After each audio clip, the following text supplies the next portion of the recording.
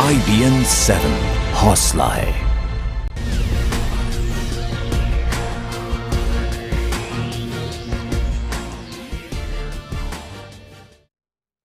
और अब लौटते हैं अपने मुद्दे की तरफ। तरक्की पसंद अमेरिका, सभी मजहबों का देश अमेरिका और दुनिया का सबसे पुराना लोकतंत्र अमेरिका।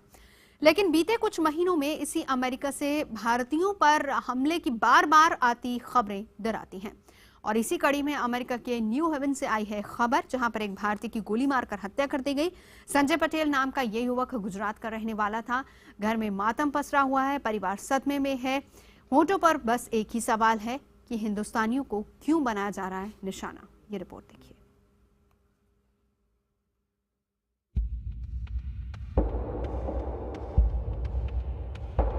दो महीने में दूसरी बार अमेरिका में भारतीय परिवार, हिंदुस्तानी की हत्या। नस्लवादी अमेरिका। गुजरात के आणंद में इस परिवार पर मुसीबतों का पहाड़ टूट पड़ा है।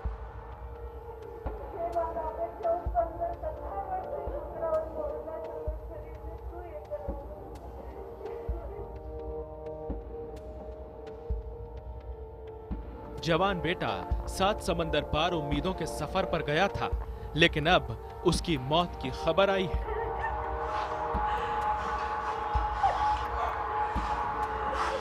अमेरिका के न्यू हेवन में अज्ञात हमलावरों ने संजय पटेल की गोली मारकर हत्या कर दी। संजय इसी पेट्रोल पंप पर नौकरी करते थे। वो अपना काम खत्म कर घर लौटने की तैयारी में थे कि तभी 2 हथियारबंद हमलावर आए और ताबड़तोड़ गोलियों की बरसात कर दी। संजय की मौके पर ही मौत हो गई। बीते 2 महीने में अमेरिका में कत्ल की ये दूसरी वारदात है जिसमें किसी भारतीय को निशाना बनाया गया है। अमेरिका में संजय का कोई जानकार या रिश्तेदार नहीं है।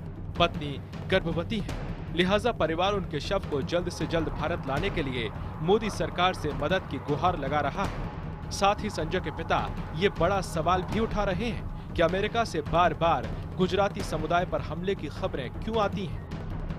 क्या कुछ नहीं करती है। अभी 2-2 दिन में एक चरोतर का गुजराती मर जाता है।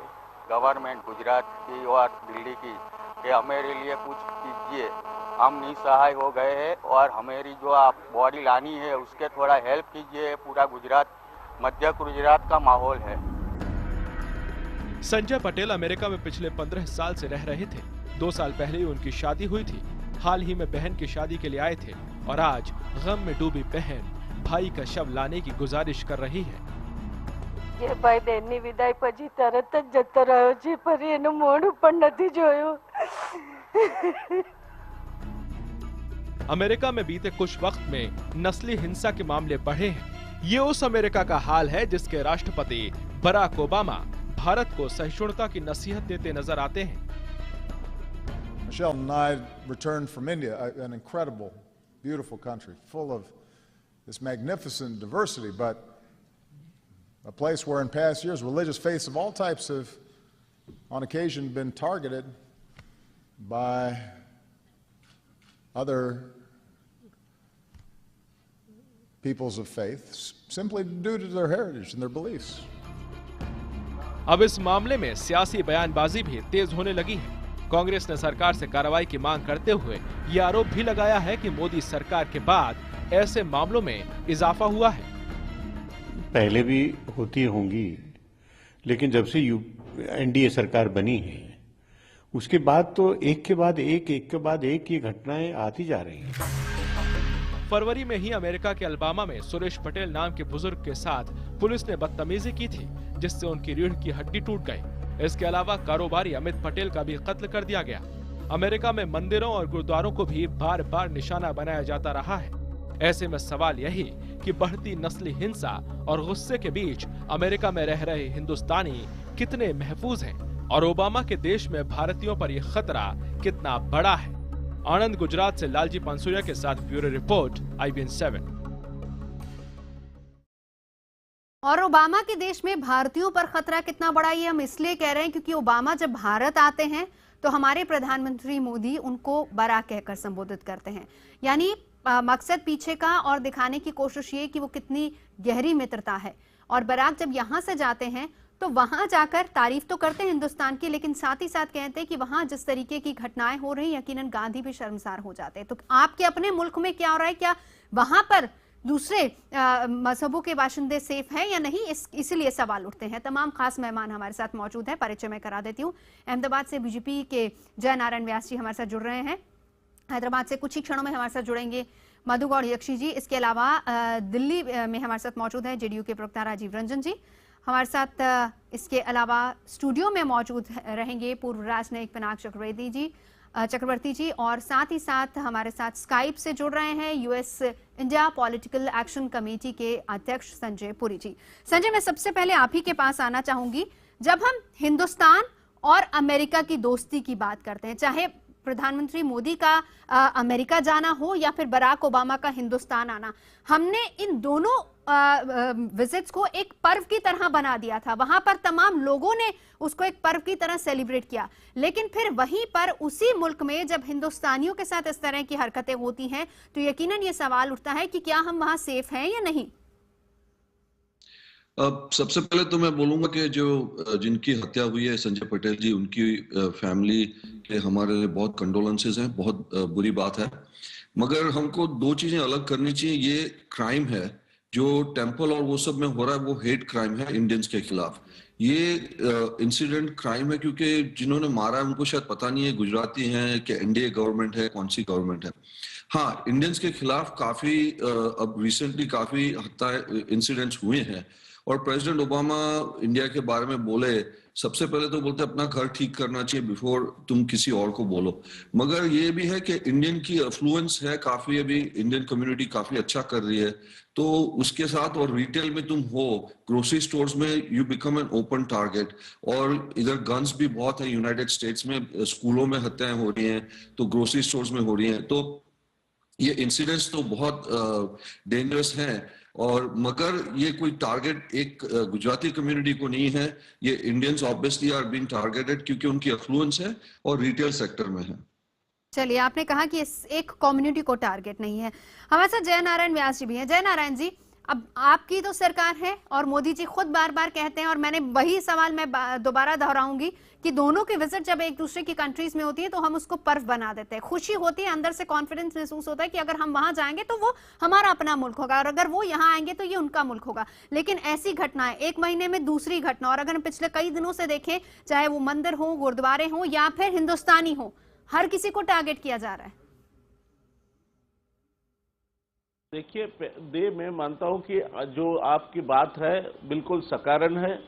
साथ साथ ये भी हमें समझना चाहिए कि ये जो घटनाएं हो रही है उसके पीछे क्या है।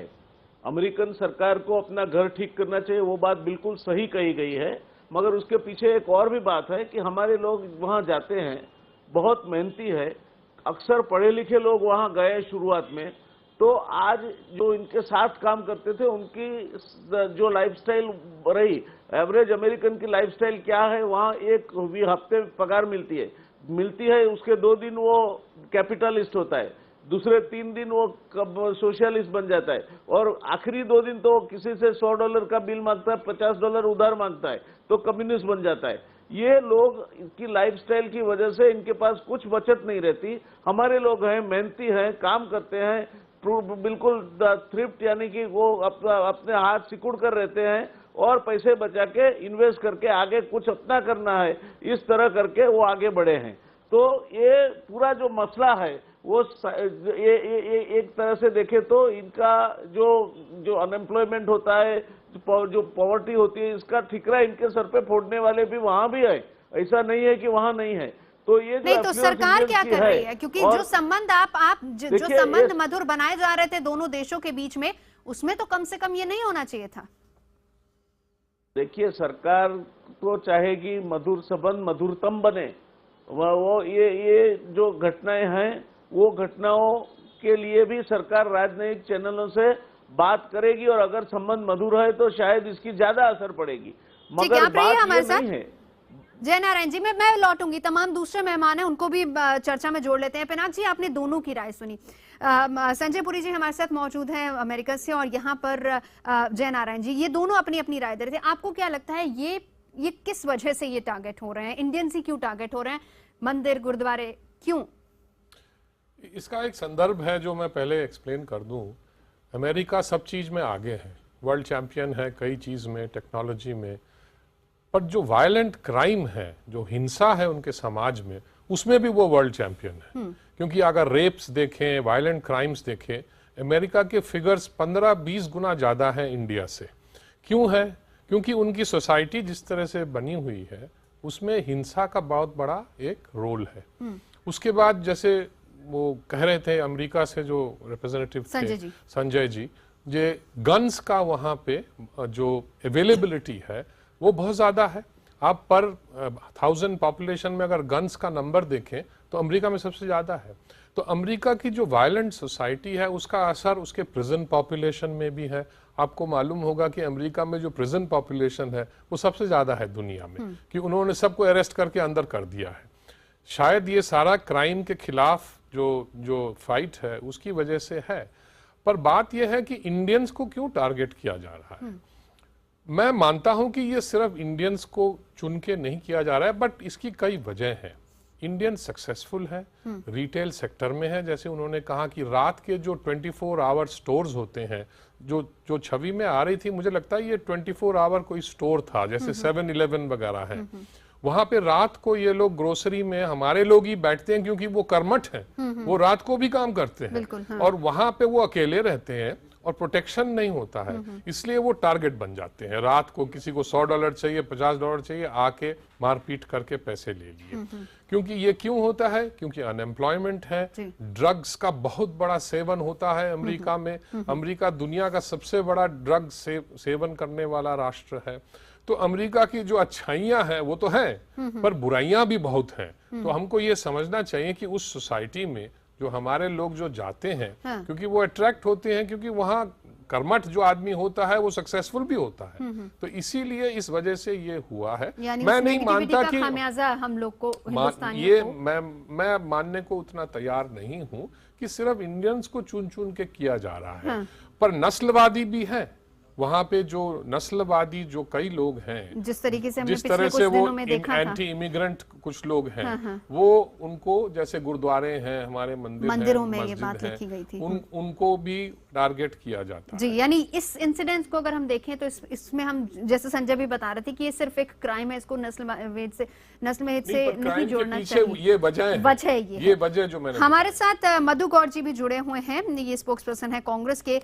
मधु जी, जिस मधुर दोस्ती की बात होती है, और उस दोस्ती में हालांकि हमारे जो तीनों पैनलिस्ट अभी तक यही निकल कर बात सामने, क्योंकि वहां पर हिंदुस्तानी ज्यादा तरक्की कर रहे हैं, और उसका खामियाजा कहीं ना कहीं, क्योंकि वहां पर अमेरिकन उस तरीके से काम नहीं कर पाते, उतनी तरक्की नहीं कर पाते, ये वजह और कारण निकल कर आया कि एक क्राइम है।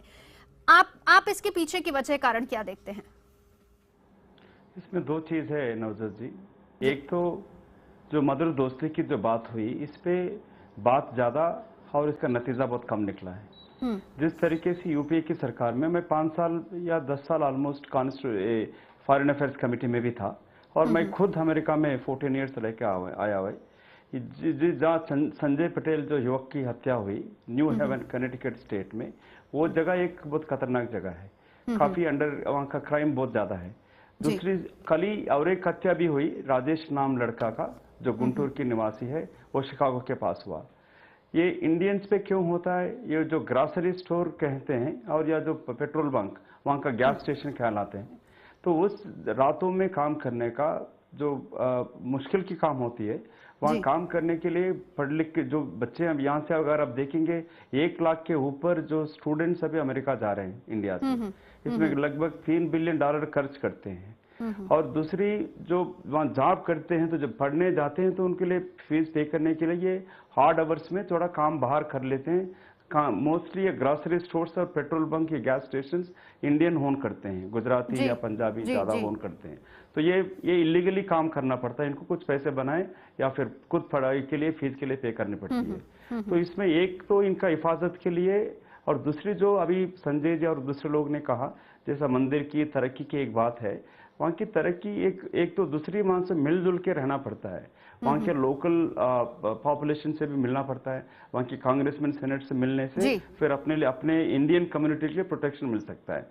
और अभी जो मोदी जी की जो विजिट के बाद आप देखेंगे तो ये जो फॉरेन डायरेक्ट इन्वेस्टमेंट के उससे ज्यादा जो एनआरआई के रेमिटेंस आता है इंडिया में, 10 साल के नीचे 27 बिलियन आता था, उस साल में खाली $16 बिलियन जो डायरेक्ट इन्वेस्टमेंट आया।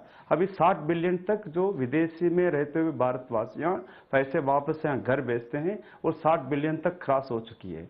तो मगर वो उनकी जो पॉपुलेशन के लिए अपन क्या कर रहे हैं, अभी तक कुछ नहीं। जो यूपीए की सरकार में जो मंत्री वायला रवि जी थे, यानी उनके लिए भी था इसमें जो ऐसी मुश्किलात में जो अगर आप देखेंगे अभी ये मधु जी उस पर भी बात करेंगे कि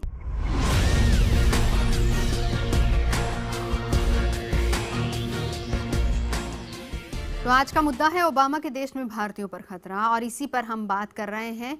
हम आपको सुनवाते हैं अमेरिकी राष्ट्रपति का वो बयान जो भारत को नसीहत देने के अंदाज में दिया गया था, लेकिन ओबामा ये भूल रहे हैं कि बीते कुछ महीनों में अमेरिका में जिस तरीके से नस्ली हमले हुए हैं उसका जवाब भी उन्हीं को देना होगा।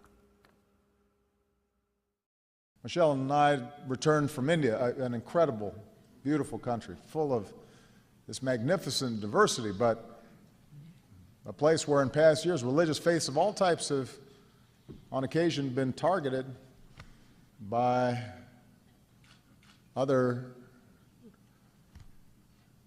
peoples of faith simply due to their heritage and their beliefs.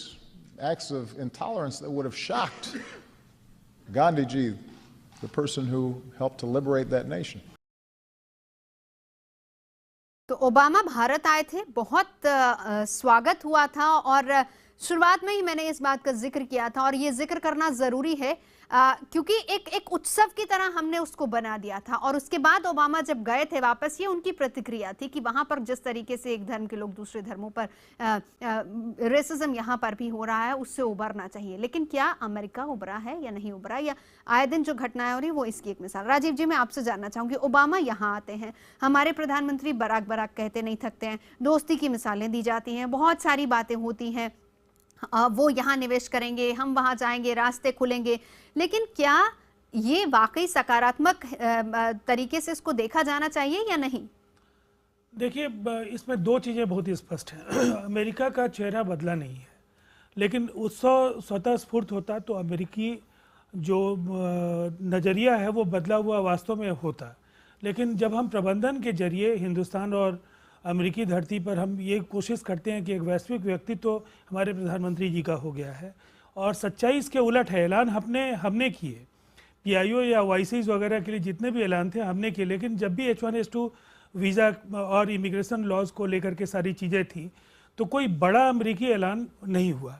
और मैं एक बात कहना चाहूँगा, जो पिछले दिनों हिंदुस्तान की हैसियत अमेरिका में बढ़ी है, निश्चित तौर पर जो दो बड़ी राजनीतिक पार्टियां हैं, उन दोनों दलों के, चाहे वो रिपब्लिकन्स हो या डेमोक्रेट्स हो, उनके फंड मैनेजमेंट में भारतीय मूल के लोगों का बहुत बड़ा योगदान है। लेकिन आज भी हम सीनेटर्स के उतने बड़े ग्रुप्स हम नहीं तैयार कर पाते हैं जो हिंदुस्तान की बात को मजबूती से रख पाएँ। हाउस ऑफ रिप्रेजेंटेटिव्स में हम अपनी बात नहीं रख पाते हैं तरीके से, लेकिन हमसे छोटे देशों ने भी वहाँ अपनी एक हैसियत बनाई है, और सीनेटर्स के बड़े बड़े ग्रुप्स उनके पक्ष में काम करते हैं। तो जो सत्ता के से उपेक्षित जो समूह होता है उनको वारदात का शिकार होना पड़ता है, और ये एक बड़ी वजह है कि नस्लीय हिंसा में घटनाएं हुई हैं।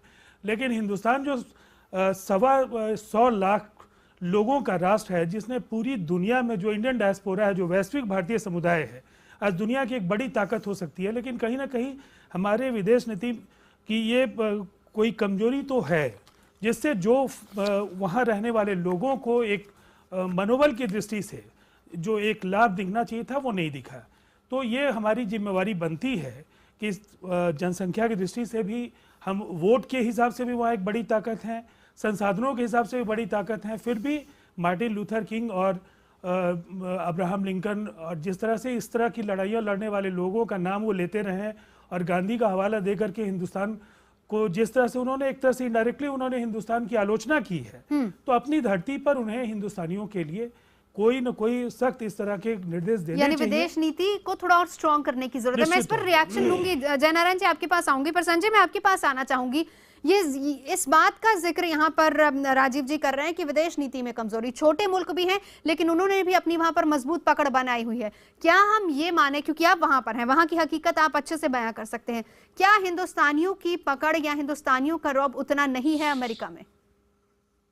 मैं आपके पैनलिस्ट से बिल्कुल सहमत नहीं हूँ। इंडियन अमेरिकन की पॉपुलेशन यहाँ 3 मिलियन के आसपास है। अमेरिका की पॉपुलेशन 330 मिलियन है। हम 1% हमारी पॉपुलेशन है। सेकंड लार्जेस्ट वीजाज जो यूनाइटेड स्टेट्स देता है, इंडिया को देता है। जब न्यूक्लियर डील हुई थी या ओवरवेलमिंग मेजोरिटी में पास हुई थी, सबसे बड़ा कॉकस हाउस ऑफ रिप्रेजेंटेटिव्स में इंडिया कॉकस है, सबसे बड़ा कॉकस सेनेट में इंडिया कॉकस है। और जब भी बात इंडिया की होती है, जब प्राइम मिनिस्टर मोदी आए थे तो उनके लिए कितने 50 मेंबर्स ऑफ कांग्रेस उधर मैडिसन स्क्वायर गार्डन में गए थे। सबसे पहला स्टेट का डिनर हुआ था प्राइम मिनिस्टर मोदी मनमोहन सिंह के लिए। सो इंडियंस की डिसप्रोपोर्शनेट कैपेबिलिटी तो है। और डेमोक्रेट्स और रिपब्लिकन्स में, अगर आप ओबामा एडमिनिस्ट्रेशन में भी आप देखो, यूएसएआईडी के जो हेड थे वो राज शाह थे। इंडियन अमेरिकन हर जगह भर्ती हैं। अभी निशा बिस्वाल है, हर जगह वहां भर्ती हैं। कॉकस में आप देखो, इमिग्रेशन में भी अभी L1 वीजा में भी उन्होंने एक्सपांशन की है। सो पॉलिसीज काफी चेंज हुई हैं। और प्रेसिडेंट ओबामा अगर आए हैं रिपब्लिक डे परेड में, वो इंडिया के लिए भी आए हैं और डायस्पोरा के लिए भी आए हैं, क्योंकि वो एक तरफ पॉलिटिक्स को देखते हैं, एक तरफ पॉलिसी को देखते हैं। सो मैं इसमें नहीं मानता कि हम लोग कर नहीं रहे, पर ये भी माइंड में रखना पड़ेगा हमारी पॉपुलेशन 1% से कम है टोटल पॉपुलेशन में। जी जी, जयनारायण जी, क्या लगता है कि विदेश नीति में कुछ बदलाव करने की जरूरत है? देखिए, ये मसले को समझने के लिए हमें विदेश नीति की बात, मैं मानता हूँ कि शायद बाद में सोचनी होगी। जो परिस्थितियां हैं और जिस तरह की अभी बात कही कि हम वहाँ 1% हैं, इससे भी आगे जाके मैं कहूँगा, अभी थोड़े समय पहले ही एक अभ्यास आया था, लॉर्ड भिखू पारेख ने किया है।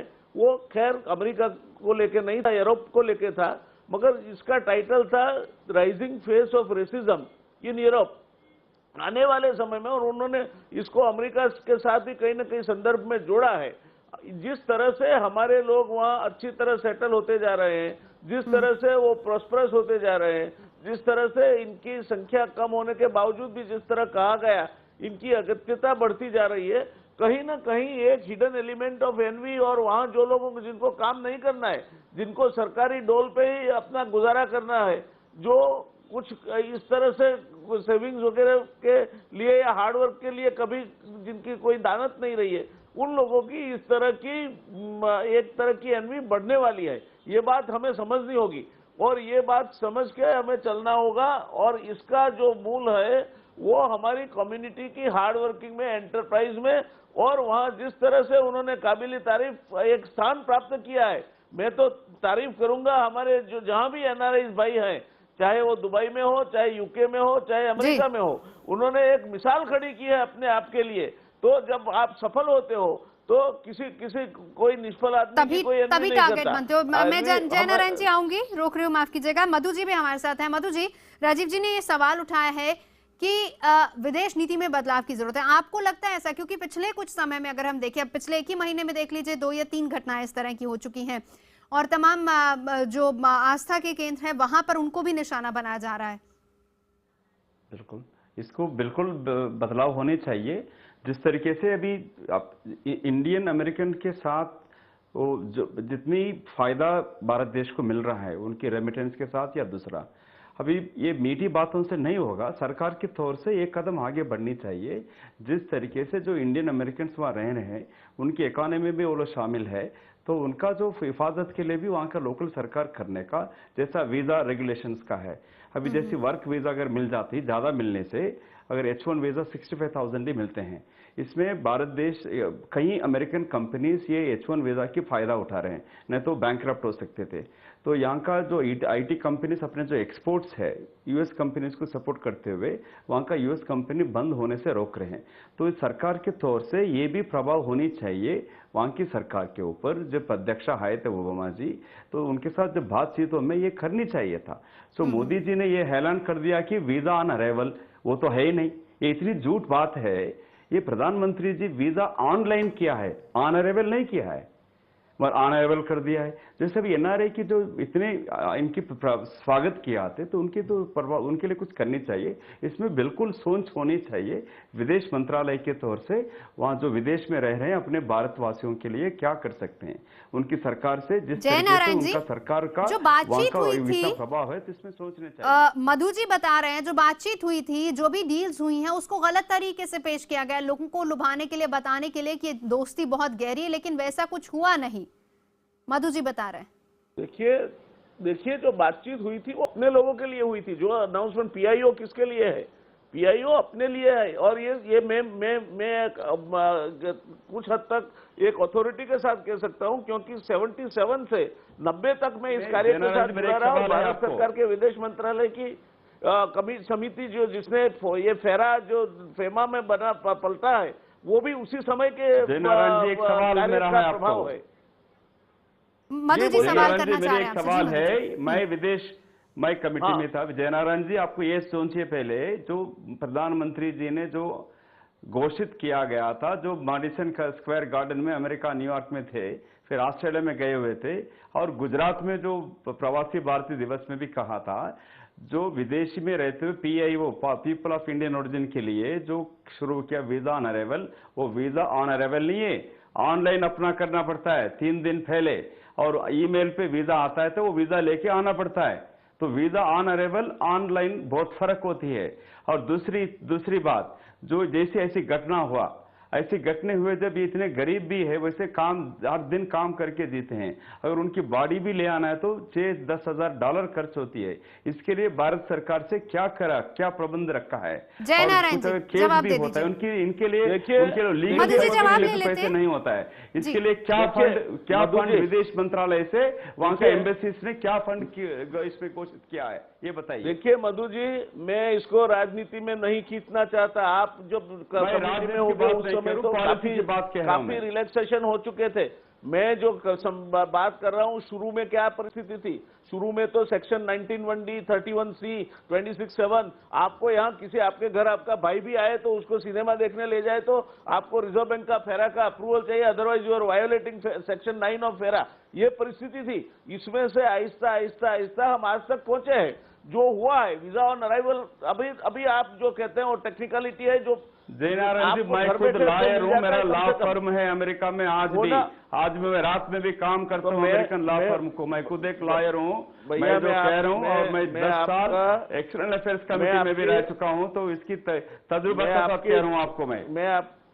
मैं आपकी इज्जत करता हूँ। ये हम दोनों एक दूसरे के क्वालिफिकेशन कंपेयर करने के लिए नहीं है, इसीलिए मैं मेरा बैकग्राउंड आपको नहीं कहूंगा। मगर मैं जो कह रहा हूं, जब इंडियन इन्वेस्टमेंट सेंटर की कमेटी, पहली कमेटी बनी थी, जो ये जिस केस हिस्ट्री के वजह से बनी थी, वो केस हिस्ट्री वो कमेटी में मैंने पेश किया था जब विश्वनाथ प्रताप सिंह हमारे वित्त मंत्री थे, और उसकी वजह से मुनिशंकर भट्ट कमेटी बनी, और उसमें जो लोग थे उसकी वजह से, उसमें मैं भी एक था। जो आज फेमा आप देख रहे हैं वो उसी का प्रताप है। तो आहिस्ता चीजें हाँ, मैं आपके साथ सहमत हूं। चीजें धीरे धीरे सॉर्ट आउट होंगी। आप रहिए हमारे साथ।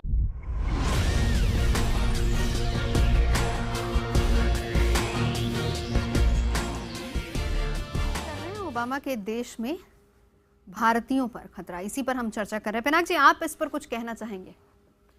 देखिए, 1-2 चीजें मैं कहूंगा। एक तो है कि कुछ तो जैसे सक्सेसफुल हैं इंडियंस, तो वो ईर्ष्या की एक भावना भी होती है, पर वो हमेशा लगाया नहीं जा सकता। तो ओबामा का इस पर बताइए, ओबामा का यहाँ से जाना और फिर वहां जाकर नसीहत देना हिंदुस्तान। देखिए, हम लोग 2 बड़े गणतंत्र देश हैं, फ्रीडम ऑफ स्पीच है, हम भी उनको नसीहत दे सकते हैं और देते भी हैं, और वो भी हमारे यहाँ आके कुछ नसीहत दे गए हैं। पर कई ऐसे और भी देश हैं जिनका नाम मैं नहीं लेना चाहता, जहां ओबामा जाके अपना मुंह नहीं खोलेंगे, क्योंकि वहां डिप्लोमेसी और national interest, geo strategic interest की बात आ जाती है। वहां पे वो नसीहत नहीं देंगे, चाहे ह्यूमन राइट सिचुएशन उस देश में सबसे बुरा हो दुनिया में, पर वहां पे वो वहां नहीं देंगे, ह्यूमन राइट्स ना भी हो, क्योंकि क्योंकि वहां पे उनकी इंटरेस्ट जो है, जियो स्ट्रेटेजिक इंटरेस्ट बड़ी स्ट्रांग है। तो इंडिया को क्यों सॉफ्ट टारगेट फिर ले लिया? इंडिया सॉफ्ट टारगेट नहीं है, क्योंकि अब वो समझते हैं कि इंडिया भी एक डेमोक्रेटिक नेशन है, फ्रीडम ऑफ स्पीच है, प्लूरलिज्म है, जैसे उनके देश में है। वहां भी हर एक चीज पे हर एक कोई बोल लेता है, तो उन्होंने सोचा यहाँ भी हम भी बोल लेते हैं, हिंदुस्तानी मान जाएंगे। देखिए, कहीं ना कहीं डिप्लोमेसी को लेकर के निश्चित तौर पर जो पिनाक चक्रवर्ती साहब तो इंडियन फॉरेन सर्विस में रहे हैं, लेकिन मेरा जो मानना है एक राजनीतिक कार्यकर्ता कैसे जो हम लोगों ने महसूस किया है कि कहीं ना कहीं हम उनके सामने कमज़ोर दिखते हैं। देवयानी खोपड़े के मामले में आप देखिए, एक इंडियन डिप्लोमेट को जिस तरीके से हिंदुस्तान वापस होना पड़ा और हम कुछ कर नहीं पाए। ठीक है, वो कई कानूनी पेचीदगियाँ हो सकती हैं, लेकिन कहीं ना कहीं हिंदुस्तान की पहचान उनके साथ जुड़ी थी। और दूसरी तरफ हमारे यहाँ सजा याफ्ता नाविकों को जिस तरीके से हम लोगों ने इटली को लौटाया, तो ये कुछ ऐसी चीज़ें हैं जिसमें ऐसा लगता है कि जिस मजबूती के साथ अपने भारतीय मूल के लोगों की हिफाजत पूरी दुनिया में हमें करनी चाहिए, उसमें हम पीछे हैं। जी जी, जयनारायण जी, कुछ बदलाव होगा? हम पूरी तरह से अपनी बात रखने में अभी भी नाकाम है। देखिए, बदलाव हो रहा है, होगा नहीं। आज आप देखें, यमन में इस देश के विदेश मंत्री खुद बैठ के वहां से भारतीयों को निकालने की व्यवस्था का सुपरविजन कर रहे हैं जी। ये कोई छोटी बात नहीं। आज तक कोई विदेश मंत्री जाके खुद बैठ के वहां से लोगों को ले आने का सुपरविजन नहीं करते थे। तो बदलाव हो रहा है। आप अगर चाहते हैं कि एक रात में पूरी बात बदल जाए तो वो होना नहीं, असंभव है। मगर इस देश को अपना स्थान अपनी मजबूताई से रखना होगा। इस साथ जो राजीव जी बात कह रहे थे उसके साथ मैं पूरी तरह सहमत हूँ। और एक बात ये भी हमें समझनी चाहिए कि depending upon the geopolitical interest, business interest, हर राष्ट्र अपनी अपनी तरह से बिहेव करता है। और थर्ड चीज मैं ये कहना चाहूंगा कि अमेरिका पूरे जगत जमादारी का काम करता है। हर जगह उसको कहीं न कहीं किसी न किसी को कुछ नसीहत देनी होती है, ये उसका स्वभाव है। तो ये अगर हम मान ले कि अमेरिका सुधर जाएगा, मैं नहीं मानता सुधरने वाला है। जयनारायण जी ने आखिर में वो बात बोल ही दी जो शुरुआत में मैं उनसे बात करना चाह रही थी। बहुत बहुत शुक्रिया तमाम खास मेहमानों का, आप हमारे साथ जुड़े। तो मुद्दा में फिलहाल